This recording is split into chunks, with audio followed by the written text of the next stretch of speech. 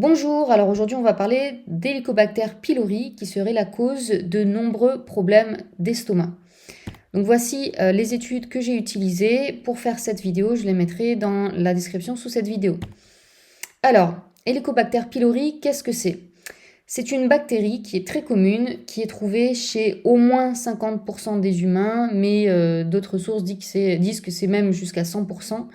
Et qui se trouve sur la muqueuse gastrique, principalement dans l'antrome, ici, comme vous voyez sur le dessin, et le fundus, principalement dans ces deux parties de l'estomac. Sa structure externe est hélicoïdale, hop, comme vous voyez ici, d'où son nom Helicobacter, et elle est munie de flagelles qui lui permettent de se déplacer. Elle a été découverte par deux chercheurs australiens en 1982 qui ont reçu le prix Nobel pour leur découverte en 2005. Cette bactérie, Helicobacter pylori, qu'est-ce qu'elle fait? Donc ici, je vous ai mis un dessin que j'ai tiré d'une vidéo, et la vidéo, elle est dans la liste de mes sources dont j'ai parlé tout à l'heure.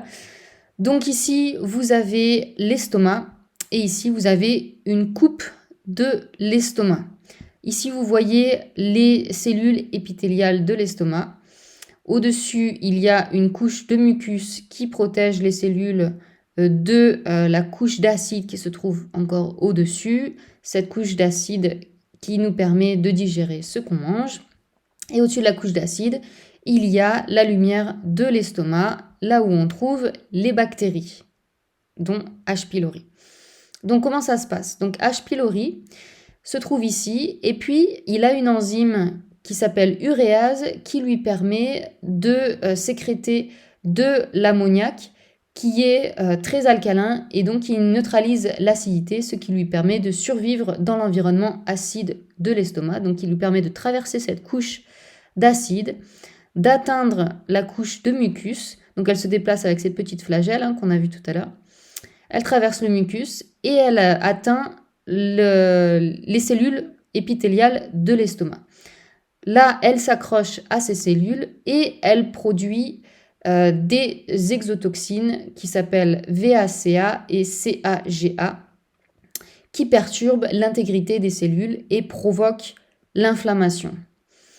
Alors, le problème, c'est que l'inflammation cause une plus grande sécrétion d'acide à cause de la relâche d'histamine, donc causée par l'inflammation. Parce que qui dit inflammation dit histamine, et l'histamine donne le signal aux glandes gastriques de produire de l'acide. Donc on a un espèce de cercle vicieux. Donc vous avez les cellules épithéliales qui sont abîmées. Il va y avoir, parce qu'elles sont abîmées, parce qu'elles sont inflammées, il va y avoir une plus grande sécrétion d'acide. Et vu que les cellules ne sont plus protégées par le mucus, ça va créer un ulcère dans lequel s'engouffre l'acide qui aggrave l'ulcère et qui fait très mal. 80% des ulcères gastro-duodénaux seraient causés par des infections à Helicobacter pylori et on estime que 70 à 80% des infections sont asymptomatiques. Donc ici, ça nous donne un petit indice qu'en fait, peut-être que Helicobacter pylori n'est en fait pas la cause, puisqu'on a quand même beaucoup de gens qui ont H. pylori dans leur estomac et qui n'ont pourtant aucun problème. Mais continuons dans cette théorie officielle. Donc là, ce que je viens de vous expliquer, c'est vraiment la théorie officielle de comment ça fonctionne, H. pylori, et voilà, que ce serait la cause des ulcères. Mais on va voir ça maintenant. Donc H. pylori serait une vilaine bactérie qui serait la cause de dyspepsie, d'ulcères gastriques ou duodénaux, de gastrite chronique, de malabsorption de la vitamine B12 et autres carences, d'hypochloridrie, d'achloridrie. J'ai fait une vidéo là-dessus, allez la voir. Elle s'affiche en haut à droite. Cette bactérie altérerait la sécrétion de mélatonine, elle piège les antioxydants de l'organisme, elle augmente la susceptibilité à d'autres maladies infectieuses telles que le choléra. C'est une des causes de l'acné et du syndrome des ovaires polykystiques. Elle augmente la tension artérielle, c'est une des causes du diabète, elle cause le cancer de l'estomac et elle cause Parkinson, rien que ça. Et comment on la diagnostique? Donc dans notre monde allopathique, on est toujours dans la médecine classique. Donc c'est par l'analyse de gaz expiré, vous soufflez dans un ballon comme ça, ou alors une analyse de sel, ou alors par biopsie, ou alors par dosage d'anticorps spécifiques, ou alors par PCR. Et quel est le traitement allopathique si on vous trouve H. pylori? Eh ben, ça va être des antibiotiques plus des IPP, inhibiteurs de pompe à protons, c'est-à-dire des antiacides, ou alors, encore mieux, du bismuth, qui est un métal toxique. Alors, généralement, c'est plutôt l'option 1 qu'on va vous donner, mais le bismuth, ça a été utilisé pendant des années, pendant plus de 100 ans, et même si c'est moins utilisé de nos jours, ça l'est quand même toujours. Donc, on vous fait absorber un métal très toxique pour vos soucis d'estomac. Alors, le problème avec les traitements allopathiques, c'est qu'ils causent des effets secondaires graves. Les antibiotiques causent beaucoup d'effets secondaires graves, dont je parle dans plein de vidéos sur ma chaîne.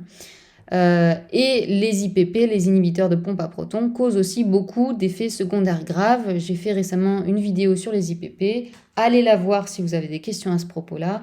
Je la mets qui s'affiche en haut à droite de l'écran.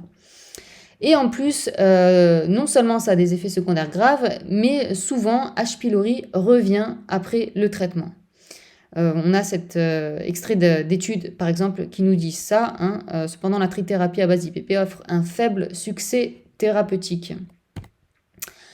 Alors, comme je vous disais, là, tout ce que je viens de dire, c'est la théorie officielle sur Helicobacter pylori. C'est tout à fait la théorie du germe qui dit que les microbes sont la cause de toutes les maladies.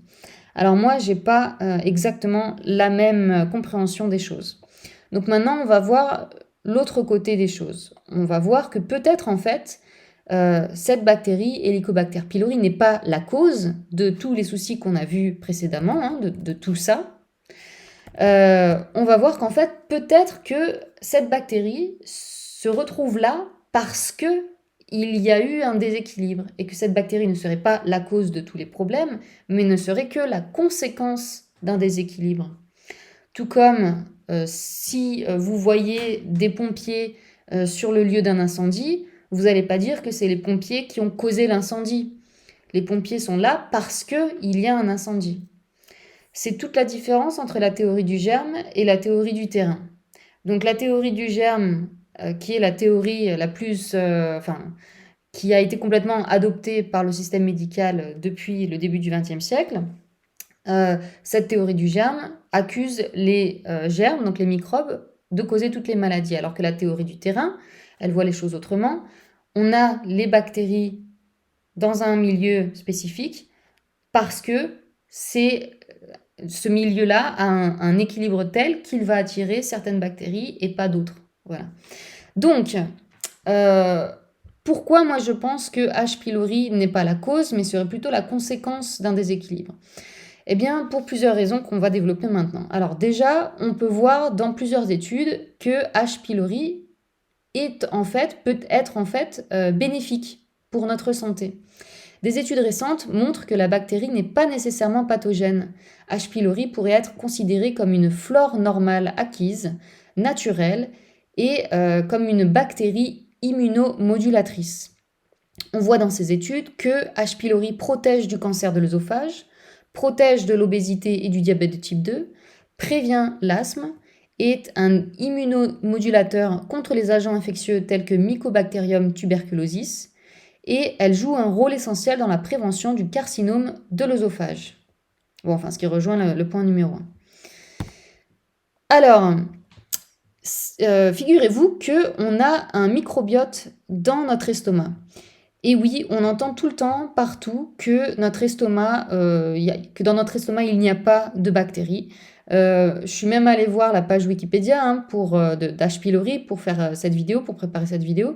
Et il y a marqué dans la page Wikipédia que H. pylori est la seule bactérie qui se trouve dans l'estomac. Donc même sur Wikipédia, bon alors je sais que c'est pas forcément une référence, mais quand même sur Wikipédia, ils disent qu'il n'y a que H. pylori dans l'estomac, il n'y a rien d'autre. C'est vide, c'est stérile. Normalement, c'est stérile. Et quand il y a H. pylori, c'est qu'il y a un problème. Donc ça, c'est une vieille théorie que quand même, maintenant, ça fait quand même pas mal d'années. Enfin, c'est vrai que ça fait pas très longtemps, mais enfin quand même, il faudrait arrêter de dire que l'estomac est censé être stérile. Ici, je vous ai mis plein d'études, et il y en a encore plein d'autres, je vous en ai mis en fait que quelques-unes, plein d'études qui expliquent qu'il y a tout un microbiote dans notre estomac. Donc on a tous entendu parler de notre microbiote dans l'intestin. Mais beaucoup de gens ne sont pas au courant qu'il y a des microbiotes partout ailleurs. Vous avez un microbiote dans la bouche, vous en avez un autre dans l'œsophage, vous en avez un autre dans l'estomac, vous en avez un autre dans l'intestin grêle et vous en avez un autre dans le côlon et dans notamment différentes parties du côlon. Ok, donc ici c'est un schéma que je vous ai tiré d'une des études qui se trouve ici. Et puis donc comme je vous disais, il y a plein d'études ici qui nous expliquent qu'il y a différentes bactéries dans notre estomac en temps normal. Le microbiote gastrique est composé principalement de firmicutes, bactéroïdetes, proteobacteria et actinobacteria, les genres les plus abondants étant Streptococcus, suivi de Veillonella, Prevotella, Fusobacterium et Rhotia. Ok, et ici vous avez cette étude qui dit l'estomac humain est une formidable barrière aux micro-organismes ingérés par voie orale et a longtemps été considéré comme stérile. Cependant, un ensemble substantiel de preuves documente de manière convaincante que des bactéries peuvent être régulièrement prélevées dans l'estomac d'adultes en bonne santé. Et là, il nous reliste ce que je viens de vous dire, les différentes bactéries. Ici, vous avez une autre étude qui nous dit la composition du microbiote gastrique est dynamique et affectée par des facteurs tels que l'alimentation, les médicaments et les maladies. Ça veut dire quoi? Que notre microbiote de l'estomac, mais de tout notre système digestif en fait, va être impacté par notre façon de manger, par les médicaments qu'on prend ou par notre état de santé. Okay, la prolifération bactérienne se produit lorsque le pH gastrique était au-dessus de 3,8. Donc ici, c'est dans cette étude, en fait, ça nous explique qu'il y a un microbiote dans l'estomac, oui, mais il n'est pas censé y avoir plus que une quantité définie de microbes dans notre estomac. Un estomac en bonne santé, il a un microbiote, mais un petit microbiote. Et un estomac en mauvaise santé qui est trop alcalin va avoir une surprolifération de bactéries, donc il va y avoir trop de bactéries. Et donc la surprolifération, elle arrive quand le pH augmente au-dessus de 3,8. Comme je vous ai expliqué dans mes autres vidéos sur l'estomac, le pH normal de l'estomac est entre 1 et 3. Et au-dessus de 3, donc 1 et 3, c'est très acide. C'est comme ça que notre estomac doit être. Au-dessus de 3,8, comme on le voit ici, c'est là que les problèmes commencent. On va entrer dans ce qu'on appelle l'hypochloridrie. Et au-dessus de 7, achloridrie. Mais ça, je vous renvoie vers ma vidéo sur l'hypochloridrie et la chloridrie que j'ai mis, qui est en haut à droite de cette vidéo. Vous cliquez sur le petit i pour la voir. Des études animales montrent que le traitement à la pénicilline réduit les populations de lactobacilles et favorise la colonisation par les levures de l'épithélium gastrique. Alors ça, si vous connaissez mes autres vidéos, vous savez que j'ai fait plusieurs vidéos sur la candidose et j'explique que la cause numéro 1 des candidoses, c'est les antibiotiques. Et donc, on a l'habitude d'entendre parler de la candidose dans l'intestin. Mais là, on voit ici dans cette étude que vous pouvez avoir un surdéveloppement fongique dans l'estomac causé par les antibiotiques. Donc c'est la même histoire que la candidose dans l'intestin. On peut avoir aussi une infection fongique dans l'estomac à cause des antibiotiques. Alors, comme on vient de voir que la surprolifération d'Helicobacter pylori n'est pas en fait la cause des problèmes, mais n'est que la conséquence d'un déséquilibre de votre estomac, puisqu'en fait c'est dû à un changement de pH, et le changement de pH dans votre estomac est dû à, comme on l'a vu, soit une mauvaise alimentation, soit des médicaments, soit d'autres maladies. Mais ça va être principalement à cause des médicaments chimiques que vous allez avoir un déséquilibre du pH de l'estomac, et ça va donc causer un déséquilibre bactérien dans votre estomac. Okay, donc comme on a vu que c'est que la cause des problèmes d'estomac et que la cause de la surprolifération d'H. pylori, c'est les médicaments chimiques, eh bien logiquement, ma logique me fait dire que si c'est les médicaments chimiques qui ont causé tous ces problèmes, on va essayer de ne pas rajouter encore plus de médicaments chimiques pour régler le problème. On va au contraire essayer de revenir vers quelque chose de plus naturel qui respecte l'équilibre des pH de notre système digestif. Alors, dans les études que j'ai lues et que je vous rapporte ici, on voit que dans les traitements naturels qu'on peut utiliser, on a différents nutriments. Et donc principalement les vitamines C, E et D. Mais on a aussi les flavonoïdes et on a aussi vitamine A, fer, cuivre et vitamine B12. Donc, en gros, avoir une bonne alimentation naturelle, sans produits chimiques, non transformés, riche en nutriments, prévient la surprolifération d'Helicobacter pylori. Mais plus que ça, comme on a vu que ce n'est pas Helicobacter pylori la cause, mais qu'il n'est que la conséquence, eh bien, une bonne alimentation va faire en sorte que on va garder un bon équilibre dans notre estomac. Ok. Je vais reparler de ça après. Les probiotiques aussi sont très importants pour traiter H. pylori, pour traiter les problèmes d'estomac tout court. Okay.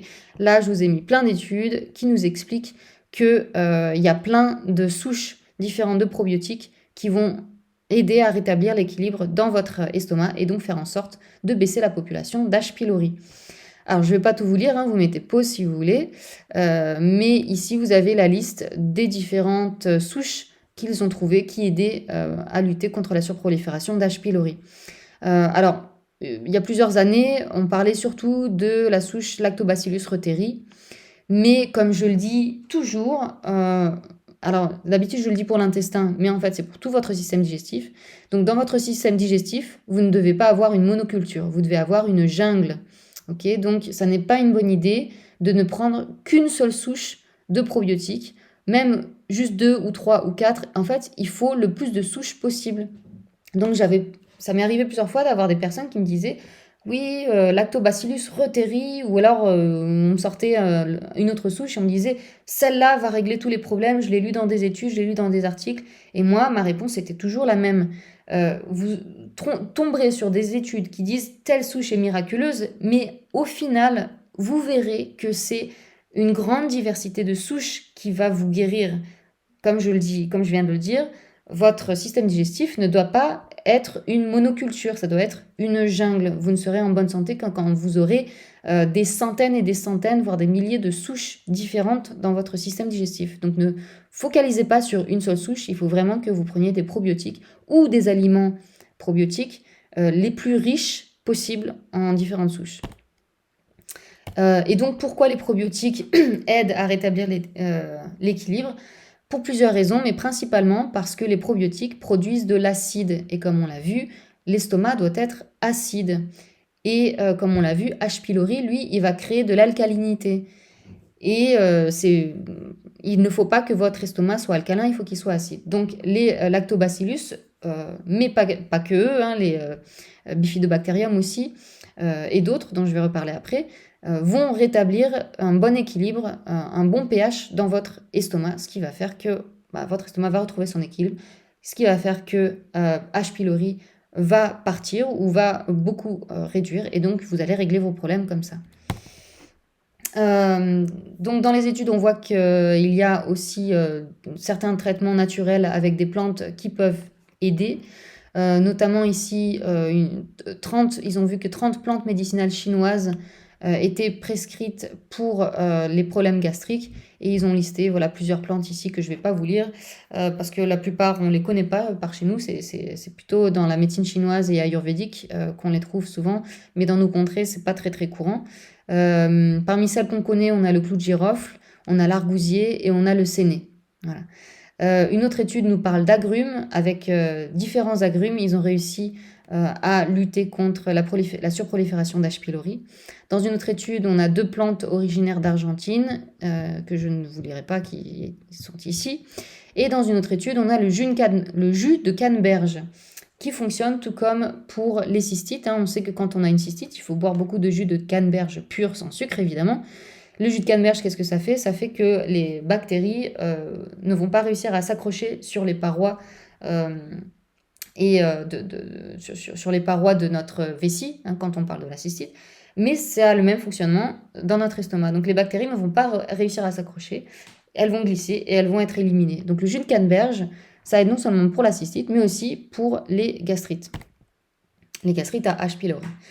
Donc au final, qu'est-ce qu'on propose ? Qu'est-ce qu'on va proposer comme traitement naturopathique si vous avez H. pylori et si vous avez tous les soucis qui sont liés, comme on l'a vu au début de la vidéo, à H. pylori ? Donc comme on l'a vu, H. pylori se surdéveloppe suite à un changement de pH, et c'est la même histoire que pour le candida dont je vous ai parlé tout à l'heure. Donc qu'est-ce qu'il faut faire? Il faut rétablir le bon pH avec les probiotiques, comme on vient de le voir, mais pas que. Alors tout d'abord, qu'est-ce qu'il faut faire? Il faut une bonne alimentation. Moi, je conseille une alimentation à la Weston Price. Allez voir mes autres vidéos si vous voulez plus de détails là-dessus. Ensuite, il faut éviter à tout prix les produits chimiques, donc les médicaments chimiques, mais pas que, tous les produits chimiques. Et puis, éviter le stress. Alors ça, j'en ai pas encore parlé jusqu'à présent dans cette vidéo, mais c'est très important. Le stress est l'une des causes des problèmes d'estomac, mais j'en parle dans mes autres vidéos sur l'estomac. Donc, allez voir mes autres vidéos si vous voulez plus de détails. Alors, comme on l'a vu dans les études dont on vient de parler, on a les vitamines C, E et D principalement qui vont beaucoup aider. Alors moi, je ne vous conseille pas de prendre des vitamines isolées. Je suis absolument contre les compléments de vitamines isolés ou de minéraux isolés. Moi, je vous conseille des aliments riches en ces vitamines ou alors des concentrés d'aliments. Pour la vitamine C, moi, je vous conseille la poudre d'acérola. Pour la vitamine E et D, on va avoir le foie de morue, l'huile de foie de morue. Voilà, qui contient les deux. Ou alors, pour la vitamine E, vous aurez les huiles végétales, comme l'huile de germe de blé, qui est la plus riche en vitamine E, mais il faut de la meilleure qualité possible, il ne faut pas qu'elle soit rance, etc. Ensuite, on a les agrumes, comme on vient de le voir dans les études précédentes, on a les plantes d'Argentine, on a le jus de canneberge, on a les huiles essentielles à phénol, comme l'origan, le thym, la cannelle et le clou de girofle. Mais attention, parce que si vous avez la muqueuse gastrique irritée, si vous avez un ulcère, ça risque de vous faire plus de mal qu'autre chose. On a la gomme mastic aussi, qui peut être pas mal. On a les pousses de brocoli, dont une des études que j'ai citées au début parlait, mais ça n'a pas l'air non plus super efficace, puisque à la fin de l'étude, ça nous dit la consommation de pousses de brocoli par voie orale a été temporairement associée à l'éradication de l'infection à H. pylori chez 3 des 9 patients. Donc c'est pas non plus... on est loin des 100%. Mais pourquoi pas, ça peut aider. Après, en parlant de brocoli et de choux, je vous renvoie vers ma vidéo sur les jus de choux qui peuvent vraiment aider pour les soucis d'estomac. Donc allez la voir, elle s'affiche en haut à droite. On a le NAC, N-acétylcystéine et la curcumine pour casser le biofilm d'H. pylori. Puisque on a vu dans certaines études que H. pylori résiste aux antibiotiques à cause du biofilm. Donc encore une fois, c'est la même histoire que pour le candida. Hein. Pour les candidoses, on fait la même chose, on prend des casseurs de biofilm. Et puis les probiotiques. Donc ici, je vous ai listé les différents probiotiques. Je ne vais pas tous les citer, mais des lactobacillus, des bifidobacterium, Saccharomyces boulardii, etc., etc. Et puis, bien sûr, l'argile et l'aloe vera que je recommande très, très fortement si vous avez des soucis d'estomac. Attention à ne pas prendre l'argile et l'aloe vera n'importe comment et à n'importe quel moment. Il faut les prendre au bon moment et comme il le faut. J'ai toute une vidéo sur l'argile et j'ai aussi toute une vidéo sur l'aloe vera sur ma chaîne. Donc s'il vous plaît, si vous avez des questions là-dessus, allez voir ces vidéos. Voilà, c'est tout pour aujourd'hui. J'espère que cette vidéo vous aura aidé si vous êtes atteint de H. pylori. Moi, mon conseil, comme toujours, c'est de faire les choses naturellement. Surtout, éviter les antibiotiques et les antiacides. S'il vous plaît, allez voir ma vidéo sur les antiacides, sur les IPP, si vous avez un doute à ce propos-là. Et puis, les antibiotiques, c'est vraiment l'une des premières causes des maladies chroniques que beaucoup de gens ont de nos jours. Donc, faites très attention avant de prendre ces choses-là. Mais évidemment, je ne peux pas vous dire ce que vous devez ou ne devez pas prendre. Parlez-en à votre médecin, mais il vaut mieux trouver un médecin plutôt ouvert sur la naturopathie et les solutions naturelles quand vous voulez soigner ce problème-là. Voilà, je propose un protocole pour réparer son système digestif. Je mets le lien dans la description sous cette vidéo si vous avez besoin d'aide, en plus de ce que je partage dans mes vidéos gratuites sur YouTube. Voilà, je vous vois dans la prochaine vidéo. À bientôt. Salut!